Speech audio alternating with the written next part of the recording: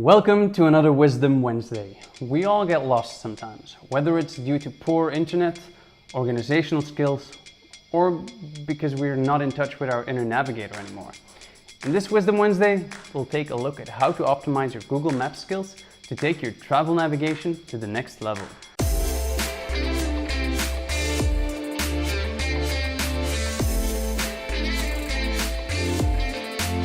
So, first of all, before we get started, let's make sure your phone's internal compass is calibrated.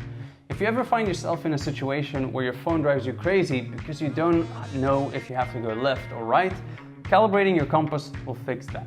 And here's how. Open Google Maps and form an 8 pattern mid-air. This will calibrate your phone's internal compass, whether it's on iPhone or on Android. Now on to the navigational stuff. Before you leave home, make sure you download the area you want to go to first. This is really easy and can be done by simply writing OK Maps in the search bar, which will automatically open up a rectangle that will allow you to choose the area you would like to download offline. This map can be deleted later and will automatically expire after 1 year. Now that you don't need to worry about internet issues while on the go, let's take a look at how to create a list of places that you want to visit and how you can organize them within Google Maps. This is great because you can do the research back home, save your favorite restaurants, coffee shops, malls, or point of interests, and then access them on the go wherever you are. So, how do you create those lists? When you open Google Maps, you want to first search the place and select it so that you can add it to a list. You can create a new list or add them to an existing one. We did that with rice fields near Canggu when we were making our video Places We Will Go to easily go from one rice field to the next. And what's great is that you can also share that list with friends, or if you prefer, you can just keep them private. Next up is for those who drive a car or a scooter. First off, let me share one nifty tip with you, and that's to make use of the option to use the right navigation method for your means of transportation. There's a car option, but don't use that if you're riding a scooter or a bike, because you might miss out on shortcuts that bikes can access, or worse, you might find yourself on a highway.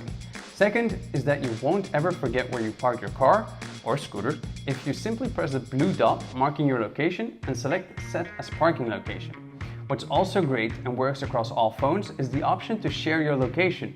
This is perfect for knowing how far off your guests are, so you know exactly when to prepare, if you're one of those do everything last minute kind of people. Before we go to the last tip, if this video helps you in any way, consider supporting our channel by liking and subscribing. It helps us grow and sustain our travels.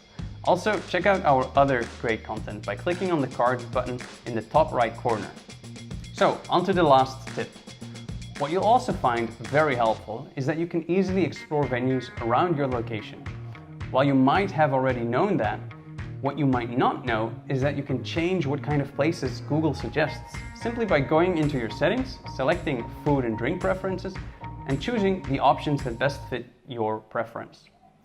When we go into that option, we see that Google already gives you some suggestions to add to your interested list, but you can also add food and drink manually, or you can choose options that you're less interested in. Alright, now that you're a certified Google Maps expert, it's safe to leave the house again.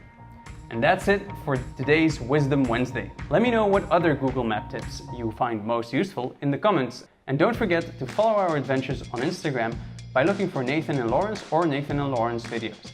And as always, see you soon and see you later.